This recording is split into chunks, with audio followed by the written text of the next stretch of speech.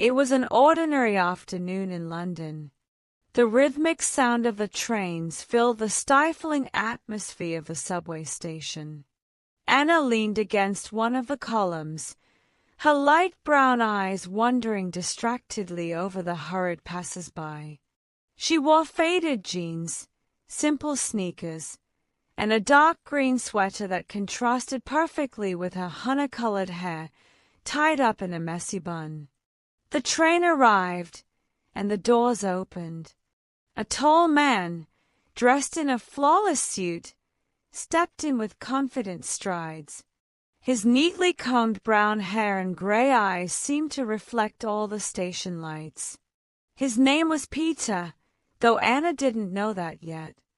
Peter stopped near Anna, holding onto the metal bar above his head. As the train started moving, she looked up. That was the moment it happened. A gaze so intense that time seemed to stand still.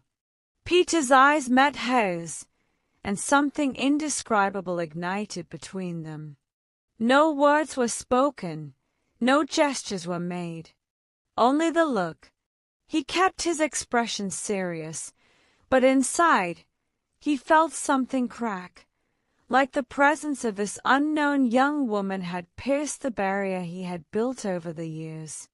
As Peter kept his gaze fixed on Anna, he noticed details he had previously overlooked.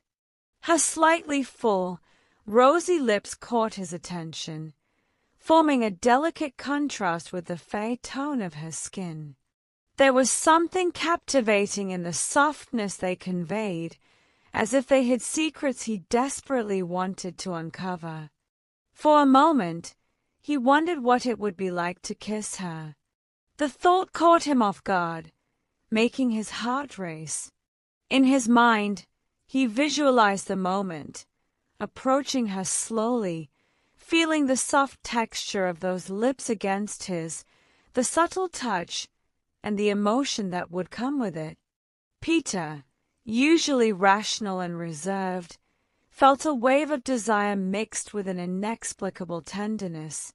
It wasn't just Anna's beauty that enchanted him, but the delicate aura she carried in every graceful movement of her feminine figure.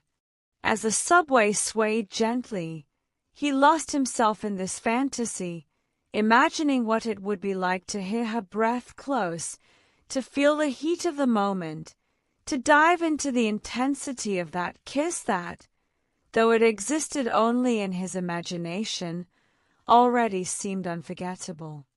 Anna, in turn, felt her face warm, but she didn't look away.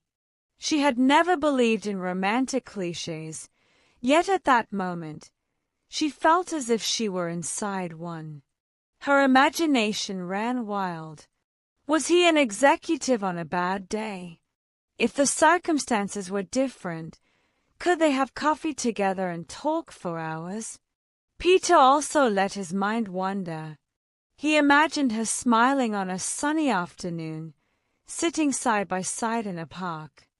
He thought about what it would be like to hear her laughter, to see the golden strands of her hair shining in the sunlight. He wondered what she was thinking, who she was. The subway stopped at another station.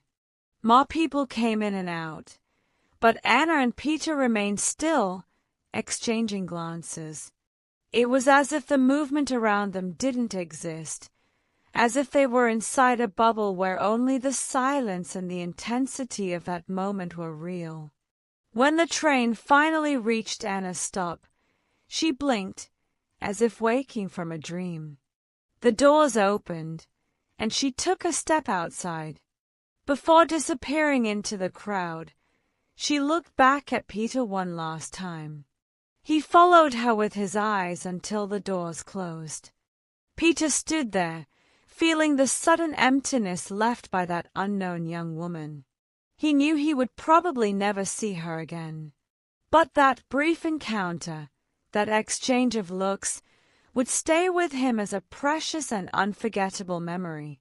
As Anna climbed the station stairs, her thoughts were distant, still caught in that fleeting moment on the subway, and she smiled slightly. She reflected on how life was, at times, surprisingly unpredictable. How something as simple as a glance could create such a deep sensation. She didn't know his name, but she knew that, somehow, that casual encounter had left its mark. It was the kind of moment that made life feel a little more magical. She imagined what it would have been like if she had had the courage to speak to him. Maybe he had a different accent. Who knows? Perhaps he was a foreigner, someone who had recently moved to the city and was still discovering the hidden secrets of its bustling streets. In her mind, she envisioned the two of them chatting over coffee, exchanging shy smiles and meaningful glances. Anna felt her heart race at the possibilities, but soon sighed, resigned. It was just a chance encounter, and yet it seemed to mean so much. Anna had always believed that life was made up of moments, both big and small, but she had never imagined that such a fleeting instant could leave such a strong impression. Maybe that was what made the human experience so fascinating. The idea that, even in the chaos of a subway station, two people could find each other, even if silently, and share something that seemed to transcend the obvious. These unexpected encounters, she thought, are reminders that life is so much more than the daily routine. They are little signs that, even amid the rush and indifference, there is room for something extraordinary. As she continued walking, Anna smiled to herself and concluded that it didn't matter if she never saw him again. What really mattered was how he had made her feel, how that brief encounter had reminded her that the unexpected still had a place in her life. And maybe, just maybe, that was what made it so special. Peter, on the other hand, was still on the train, trying to ignore the slight tightness in his chest as he watched the door through which Anna had exited. He couldn't remember the last time a simple glance had disarmed him in such a way. He was a practical man, used to following a predictable routine where feelings were always secondary. But that day, something had changed. What was it about that girl with light brown eyes and honey-colored hair that had made him imagine things he never allowed himself to? For a brief moment, he imagined an impossible scenario, stepping off the train and running after her, finding her in the crowd. "Hi, sorry to bother you, but I think we need to know each other," he would say, with a smile he hoped would appear confident. In his imagination, she would smile back and say something witty, starting a conversation that would lead to something more. But Peter knew it was just fantasy. He was good at imagining, but when it came to women, he had never been good at acting.